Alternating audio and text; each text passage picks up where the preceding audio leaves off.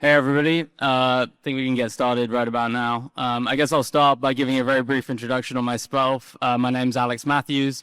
I'm a partner on the venture team at Brevan Digital. My former life was on Wall Street. I was a FX derivatives trader in emerging markets. Got into crypto in 2018 and fell deep down that rabbit hole like many of us and have never gotten out. So I've been at Brevan since January of 22. And yeah, so this panel is titled Who Captures the Value in Tokenized Finance? Look, we've been told for many, many years that the institutions were coming. And I think, as you can see by this panel, the institutions have definitely begun to arrive and are very much here. As we move into real adoption by the biggest institutions in the world, a key question that's starting to arise is, where is the value going to accrue? Is it going to largely lie in the hands of the institutions that have the biggest brands and the trust of consumers around the world, or is it going to largely fall into the hands of the protocols that underpin the infrastructure on chain? Obviously, likely there will be an equilibrium between those two, but I think today we'd like to explore exactly how institutions are interacting with tokenized finance, how they're working with protocols right now, and how that might evolve given the ever-changing environment we're in over the next few years and looking into the future. So with that, I'll turn it over to our panelists. And I'll let them briefly introduce themselves and the initiatives that their firm is, working on in the tokenization space, what they're operating on, or their protocol is building. So I will go. Sean. So I'm Sean Ford. I'm the CEO of YieldPoint. We're a best-in-class treasury management platform for agents and institutions. Our first product is a market-neutral synthetic digital dollar that earns yield, and we have launched on Avalanche, on Base, and on Katana, and just excited to be here and talk about it. Nicola White, I'm the VP of Crypto Institutions at Robinhood, also responsible for our Bitstamp exchange. In the tokenization space, we've been really focused on tokenizing public equities. So we have an offering out of Europe where we tokenize over 2,000 listed U.S. equities and ETFs. And we're working on building out our L2, which hopefully should launch later this year. And it'll hopefully be the center for RWAs in the U.S. when we get approval and clarity. Incredibly exciting. Thanks for having me. I'm Dennis Cristallo. I'm the head of asset wealth management for Kinexys by JP Morgan. Kinexys is JP Morgan's blockchain business unit, and we really do two things. We have a set of use cases around payments where we're moving money around 24/7, 365. We do that on the private chain, and we do that on public chain via deposit tokens. And on the asset side, we bring assets on chain. Sometimes it's specific use cases like tokenizing alternative investments to make it more seamless to service them. And sometimes it's more distribution use cases around, we have a client who's an asset manager who wants to bring an asset on chain to make it more global and accessible to folks on crypto rails. Good morning, everyone. Anthony Bassili, president at Coinbase Asset Management. We're wholly owned by Coinbase Global, but we sit outside. So think of it like JP Morgan Asset Management and JP Morgan the bank. So I represent the asset manager. We have about $1 billion in assets under management today. That's managed across systematic alpha strategies, momentum strategies, yield overlay strategies on Bitcoin, and we also recently announced a stablecoin credit strategy as well. And all of our funds are tokenized, and all of our funds invest in tokenized assets. Prior to running the asset manager, I was head of tokenization and head of asset allocators for Coinbase Institutional, and we've been putting money in tokenized products for years. So I was the first check into BUIDL when BlackRock launched that product. I was at BlackRock for 10 years prior, so it was a natural ode to them. And we were the first check into Apollo's credit fund that was tokenized as well. And so we've done a lot of work in the space of tokenization. So glad to be here. Yeah, I mean, it's incredible the breadth already that some of the biggest institutions are operating in the space. When I think, 4 years ago, just struggled to find more than 2 talking points that some of these big institutions had, but it's really rapidly expanded. When you think about what is driving you guys towards tokenization and what the blockchain is enabling, is it, better distribution for clients primarily? Is it cost savings at the infrastructure layer? Like where do you see it? What is really driving you full force towards it? Straight on through. Yeah. Right. So, well, for us, tokenization is the company itself. We really see a strong need for creating, high quality collateral, crypto native, pristine collateral that can become part of perp markets and trading and lending and all of those types of things that we think really embedded in the new ecosystem. It's a new category, really. It's not just taking existing assets, and there's no disparagement here, but it's not just taking things that already exist and tokenizing. It's creating something additive, which is a new sort of native crypto requirement for sort of sustainable and ongoing economic growth, and we believe that's in the collateral that we build. But I also think it's about, breaking down a lot of the barriers that exist in traditional finance, right? So companies are staying private longer, almost twice as long as they used to. And so we can use tokenization as a way to start breaking down those barriers. You no longer need to write a $10 million minimum check. You can fractionalize shares and get access that way. You don't have to understand really complex legal documents because you can encapsulate them in a smart contract. So for us, I think it's really about lowering the barrier to entry in some of these investments that stay private and giving our access to our retail clients earlier in the cycle so that they can generate wealth earlier in their careers and life cycles.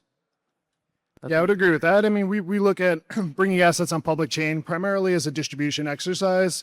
And if you look at the success of a lot of those products today, the buyer base is more crypto native, right? They're comfortable with wallets, they're comfortable interacting with these different protocols, and there's stablecoin holders, issuers, et cetera. I think where we're ultimately trying to go, though, is we're trying to bring these assets on chain, not just to target those groups, but to also lay the groundwork to build better products using tokenization, use these tools, instant settlement, and other things so that we can ultimately build a better mousetrap and bring TradFi clients, TradFi investors on chain without them having to worry about some of the complexity. That makes a ton of sense. And I guess when you think about those sort of use cases, where do you feel that given the panel topic that you guys can generate the most revenue? Is it from the issuance layer, or is it from the trading of the assets that come on chain? Is it from the data? NASDAQ makes a lot of money on the data more than it makes from the trading side. So yeah. I mean, from my perspective, I think it's kind of tokenization is changing the relationship between your asset managers and your wealth managers, between your asset managers and their service providers, and between those service providers as well. And so we get paid to offer this tokenization service. And so we are a solutions technology provider in that respect. But depending on the product, the majority of the revenue will accrue to the asset manager or their distribution partner, whether that distribution partner is more traditional, like an RA or a wealth manager, or if it's effectively like a protocol where you're seeing distribution as well. But I also think it becomes cheaper to run a business as well. You no longer have capital locked up for T+1, T+2 days. You're doing instant settlement. So from that perspective, you're not only talking about revenue, but you're also talking about lowering your cost base, which I think often gets overlooked. That's I guess a quick question on that. Out of curiosity, do you think that how does Robinhood view instant settlement? Do you view it across all assets differently in terms of the industry operates a lot on netting principles, and if you have instant settlement, institutions can't really net off their assets efficiently. Do you think some things will be like T+4 hours, or everything will be sort of instant gross settlement? I mean, I'd love an end state where everything's instant settlement. I think it just lowers the credit risk in the market significantly. But I would also say that we're cognizant that we're dealing with people at various parts of the life cycle where, even like same day settlement kind of blows some of their minds. And so you have to meet your clients where they are. And so it might mean for a period of time we're doing T+12 hours or we're doing T+4 hours. But it's going to, hopefully at some point we go to instant settlement. And then the other thing too is minute by minute yield, right? You no longer have all of this capital that's tied up and dead. You're actually earning yield on your capital and your collateral. I think so. One of the things, if I step back and look at where we are just broadly, and you all can agree or disagree with this, is that if you look at the protocols, they're very good on settlement, very good on composability, very good on just basic exchange. And then you look at the institutions, and it's really about origination and risk underwriting. And what we're seeing is a big convergence, I think, represented by this panel, of those two worlds coming together. And I think to be successful, people are going to need to play in all of those areas. It isn't going to be picking one or the other. It's going to be being good at all of it if you want to win. And that's hard for institutions because it's unfamiliar, and it's lethal to a lot of the original crypto cowboys who don't understand risk underwriting and don't understand origination particularly well. So I think that's where we are as a space. Yeah, I'll add a couple of points to this. So let's take a Bitcoin yield strategy, for example. I don't want my collateral, which is Bitcoin. So I guess one of the magical things is I can use Bitcoin as collateral, and I can post it either through permissionless protocols, or I can post it bilaterally under an account control agreement with other institutions. In either case, what I don't want to happen is to be auto-liquidated and I have no control and no negotiating power over managing that collateral position, and neither do our clients. If you are building something in this space, you need to take that into account in terms of who your users are.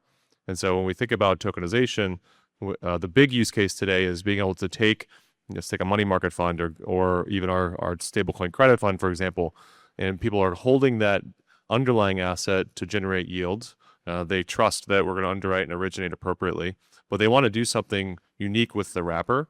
And if you go all the way back into the 90s to 2000s, ETFs took trading something like the S&P 500 from a one trade a day experience to trading throughout the day with continuous liquidity from 9 to 5. Tokenization is going to take the ability to trade 24/7, 365 for that same asset. So the evolution of that is intraday real-time trading, fractionalization, and now being able to use those assets more efficiently as a collateral asset. But just because you can post something into a smart contract doesn't mean you necessarily want to. I want to be able to handle collateral on a Friday night when liquidity is very thin and the markets are moving 4 or 5% in the wrong direction. Yeah. Well, one thing I was just going to put, but do you think that all clients should be treated equally? Like, I think it's different to say, oh, I don't want auto liquidation. You're a Coinbase, you have good credit risk. But there are some clients, I would argue, that do take a lot of risk, and we should be fine with auto liquidating, especially if you look at some of the events that happened on 10/10. Yeah, I think the idea is it's either a fully vertical integrated stack, or it's a horizontal stack, and you have multiple components of how you choose to handle risk. And where we're going is you didn't really have options before in maybe traditional banking rails, and now like the option set has exploded in terms of what you can do. And so when we think about like why tokenization, what is tokenization all about? You're adding multiple dimensions of new risks and new layers of return into the product creation stack and into how you can generate yield. And that to me is the most important thing for people, because at the end of the day, when we were trying to build portfolios for retail investors, customizing things down to the individual is next to impossible with legacy products. You just can't do it. You have to focus on building things for scale, which means you sacrifice all the customization that you used to really want to try to achieve for. Today, in this market structure, customization is actually a lot easier, but we don't have a robust suite of assets yet. So tokenization is the process of bringing those assets into the format so they can be embedded into that unique customization framework. Yeah, that makes a ton of sense. I mean, I think a lot of the struggles we've had as an industry have come from technologists building a lot of protocols and not really building for the real users that are going to dominate the space over the next 5 years. So it's great that everyone's taking a pragmatic approach to build for the institutions and for their customer set. When you guys think about, how these protocols are built, I mean, it's interesting because we have a protocol here and then we have the institutional perspective. Crypto has long held the belief in, open, transparent networks. How do you guys balance the need for privacy with, bringing in open tokenized finance? How do you guys approach it at each of your firms? So this is a great topic, and so I was one of the founders of Algorand back in the day. So this has been a long-standing discussion. I think that ultimately the public chain wins. I still believe that's true. If you look at every other market, you can do with zero knowledge and you can do with selective disclosure an awful lot that you can do with purely private. So going purely private, I think, is a recipe for sort of being on the wrong side of history. I do think, though, that, and then you also risk composability problems if you actually go too far down that path and having you be interoperable with other chains. So I think, ultimately it's innovate on the public and continue to create the ability to, protect whatever data and transactions you have in that space versus creating purely private chains. Yeah, I would agree with that. As we bring more of these illiquid products on chain, the whole benefit of moving them on chain is that you get price discovery. You have more price points. People are able to get in and out of trades quicker. Whereas before, these instruments used to trade on demand. We're moving them more to real time. I'm not saying everything's going to get there, but hopefully we move a lot more assets into a space where there is that transparency. And I think the only way to get that is through the public chain. Yeah, I think so. For us, it's very much an and approach right now. I guess for a while, we were kind of the poster children at JP Morgan for private permission blockchain network. And I think the reality is a lot of the use cases we developed in the private chain will remain there, some of that for privacy related reasons. So for example, we facilitate about $5 billion per day of intraday repo transactions, which, in some days are providing some financial plumbing, like major pieces of financial plumbing for the overall financial system. And so putting that on a public chain right now probably just isn't tenable, just given where the privacy solutions are today. But that doesn't mean that we're not also deploying assets on public chain where we see the momentum heading. It is this mutualized infrastructure, it's fully transparent, and people are getting comfortable with holding assets on public chain as well. I guess to lead on from what some of you touched on there in terms of the types of assets people are going after in whether it be institutions or retail, as we've seen the sort of native issued assets and the native yield compress in DeFi, what do you see as, do your customers have like a particular desire for a particular tokenized asset? I imagine that Robinhood customers are thrilled with the existing Robinhood public equities product, but are they mostly after liquid equities, secondary assets, or is it commodities, tokenized commodities? What do you see as the biggest, go forward demand? I would say there's two different products. So last year, as a proof of concept, we also airdropped some private equities to our customer base in Europe, and there was a lot of demand for that. I think one of the things that we need some clear regulation in the US to be able to extend that, and hopefully we're getting it soon. This morning on Polymarket, it was 65%, so it's trending in the right direction. Looking good. I could use a 7 handle, but yeah. I'll take 65. But I do think that that's one of the things that the customers are very, very interested in, is especially in the high-tech area and AI companies staying private longer. Can we get our retail clients access to those types of investments? I'd say the second thing is just from a payments perspective or a yield generation perspective, tokenized money market funds or stable coins. A lot of people have their money on slow banking rails. It takes a long time to move those assets around, and really, I think the real unlock for them is to be able to generate yield and then also have those assets available to move in real time as the market moves and as they want to trade. I think there's a confluence of things happening. So you have to first also look back through history and go, like, how did we get here, right? And we got here because, something you just said, which is this is the protocols and the open source public blockchain architecture is one big giant connected liquidity pool. So what that means is the innovative financial primitives that we've seen have all been built around crypto assets today and effectively repo markets where you post an asset as collateral and you borrow against it. So all of the yield inside of the crypto ecosystem up until today has been leverage. Okay, and it's connected leverage, and it's a good thing because the reality is inside the crypto ecosystem it's still very healthy. There's $2.5 trillion of value held in tokens, and there's tens of billions of dollars, maybe hundreds of billions of dollars of DeFi credit effectively in this ecosystem. So it's still a very healthy ecosystem. But when you have connected liquidity pools that are built on leverage, what happens is when the market's well bid, people are really excited about the DeFi yields and they go chasing the yields and you add leverage. And then when the markets are going down, then leverage leaves the system and yields go down. So DeFi yields today, depending on the pool you look at, are sitting in like the 2 to 3% range, below risk-free rates.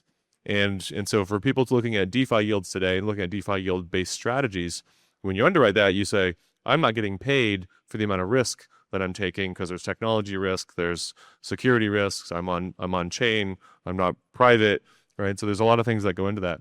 Now, what happens though is the market then goes and looks for other sources of yield. And this is what really drives the pendulum swings hard into tokenized assets during this environment, because the millions of users who are engaging in these protocols want sources of return that have lower drawdown risk and they have more sustainable returns. So that drives the need for T-bills. So there's probably 45 different T-bill products today that have been tokenized and are available either in U.S. jurisdictions or non-U.S. jurisdictions. Those are now being embedded into protocols, and they're now building a floor for the DeFi yields that used to only be leverage-based. The next wave of this is to bring equities in and to bring credit in and to bring, well, eventually it'll be infrastructure. Eventually it'll be real estate one day, right? We'll get all traditional markets reformatted onto blockchain. And then that serves the need long term, which is to build full multi-asset class portfolio construction. But this is what you're seeing today is really market structure development. This isn't us bringing products on chain for portfolio construction needs. It's market structure. And that's the end all be all right now. This is all about market structure development. And a lot of people think it's ready. This is like the point of time consumer ready product, and it's not the ready product yet. Can I pick? Yeah, So please. I think I'm gonna paraphrase, but I think just re-wrapping all existing known assets into tokenized assets and executing them on blockchain, assuming yields and everything are going to be exactly the same, I think is accurate, but I believe it misses an entire sector that's required for the digital asset space, which is to create institutional grade, underwritable, high quality collateral. Right now, in YieldPoint, since we initiated the trade 18, 19 months ago, we've been at about 12% APY. Fully liquid, no ADL, no issue with 1010, no issue with the recent hiccups, I'll call it. And I think that's because the industry needs to have the products that are on the line between traditional crypto and institution. And there's a sector for that going forward. It isn't just wrap T-bills and get 2%. I don't believe. I think the industry itself has done a massive disservice by being very superficial in its evaluation of, quote, what quality is around yield. I've seen people come in and say, we don't know how to underwrite this. We don't know who's making the decisions. This yield looks good. And the old crypto teams would go, I love 40% yield, so I'm just going to go with that. And then they're shocked when everything gets delevered because it was built on a whole bunch of loops to crank up and get people to come in. And essentially, that's irresponsible. So I guess my point is I'm excited for institutions to bring a little bit more credibility and rigor around how they look at the quality of assets in place. And I think when that happens, the winners are going to be able to generate better than hurdle rate with digital assets as a specific sector in capital management strategies. That's what I believe. But looking forward out into the future now, I guess Coinbase has been amongst the firms that have coined the DeFi mullet phrase, having an institution at the front end plugged into, in your case, you guys integrated with Morpho. Do you guys see that as the primary way that users will access on-chain yield? They'll come in through a, often very regulated entity like Robinhood, Coinbase, or even JP Morgan, and then tap into underlying on-chain commissionless networks.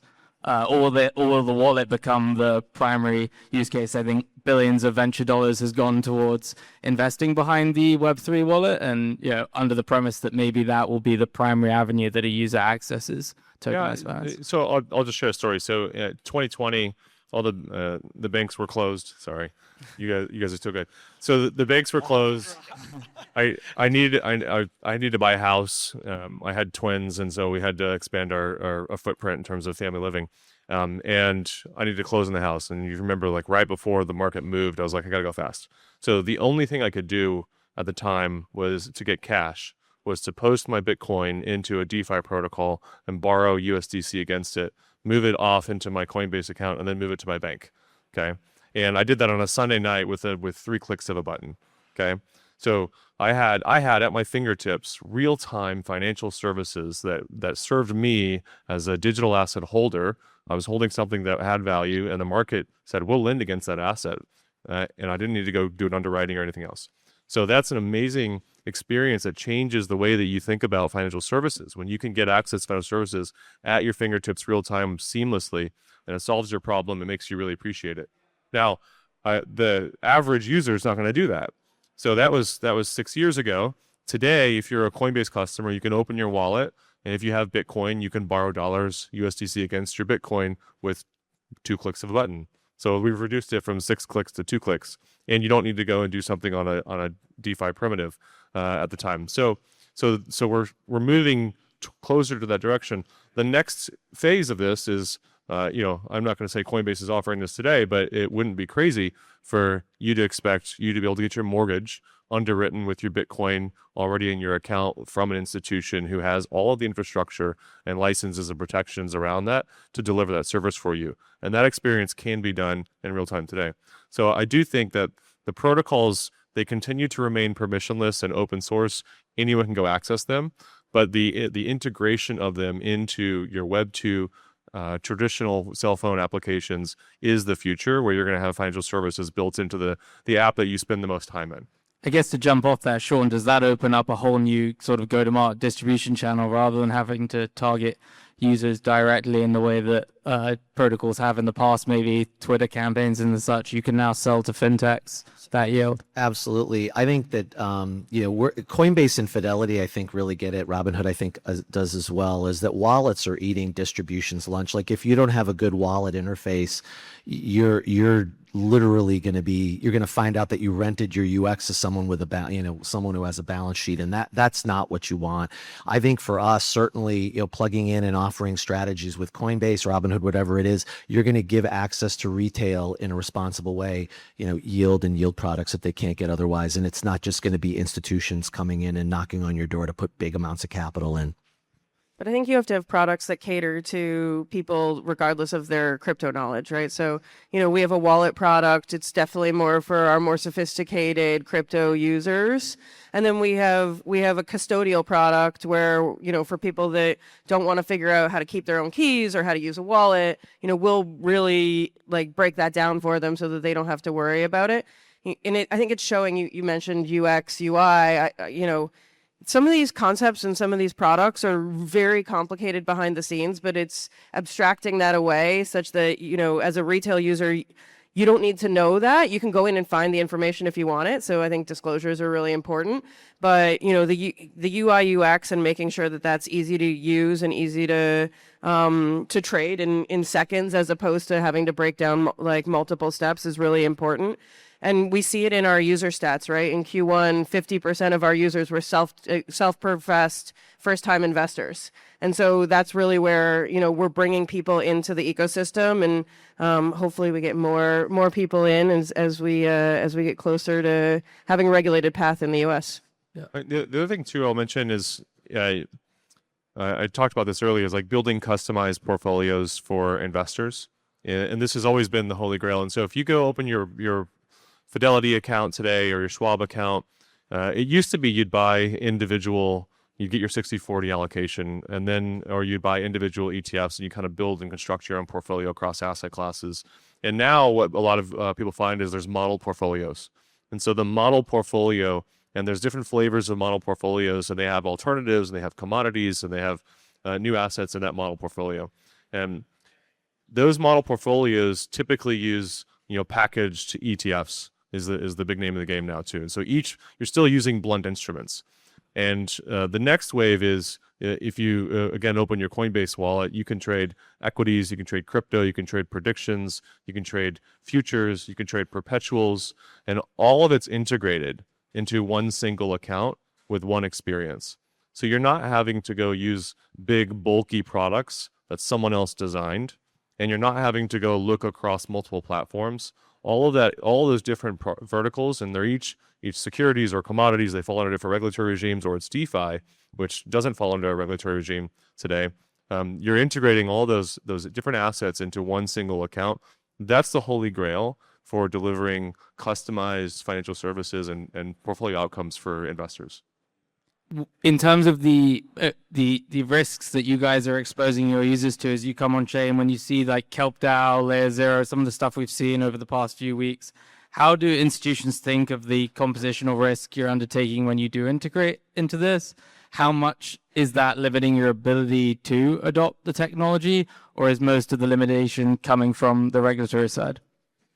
Yeah, I can kick off first. So I think no doubt it's been a difficult month for DeFi. And so when we look at internally, like the types of use cases for the assets that we're bringing on chain, we have to think very seriously about where we're looking to offer 24/7 liquidity that introduces some potential risks. And so when we deploy assets, they're generally permission. There's an allow list associated with, because we need to do our AML KYC work and understand who's actually interacting with these things. But as soon as you turn on this ability to turn that into a bearer asset, then that opens up a lot of potential risks for a regulated institution.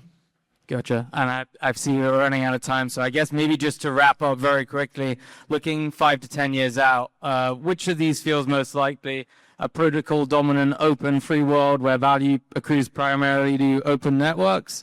An institutional-dominated world where the institutions capture most of the economics and the chain is a measly underlying infrastructure, or hybrid, and there's a happy equilibrium? And maybe what's one assumption about tokenized finance that you think everyone's getting wrong today? I think hybrid, and I think pricing in the value of quality collateral is massively underrepresented. Those would be my two comments. I would also say hybrid. I don't see a world where these lines that exist between institutions and retail don't start to blur more as we use blockchain technology to break down some of the friction that exists today. I'll say hybrid as well, but probably 90% institutional, 10% on the block space layer. You haven't seen very meaningful network effects pop up on any of these chains for real world assets yet. And I think that it's probably because you have a lot of different options as far as where to deploy at this point. We're at the beginning of enterprise adoption, which means it's institutions, and these are companies, they're fintechs. It doesn't necessarily mean that's institutions with the quotes, right? So companies will accrue the value. Protocols will have value as well. But I think in terms of who maximizes the value, it's going to be institutions who do things with a compliant wrapper under the right regulatory regimes with full KYC with their customers. Awesome. Well, I really appreciate all the panelists. I think I speak for everyone. I think that it's incredibly exciting, all the opportunity that's coming on chain. I think there can be a better time to be investing in the industry and to be excited about the industry. And yeah, it's awesome to have you all involved. Thank you for your time. Thank you.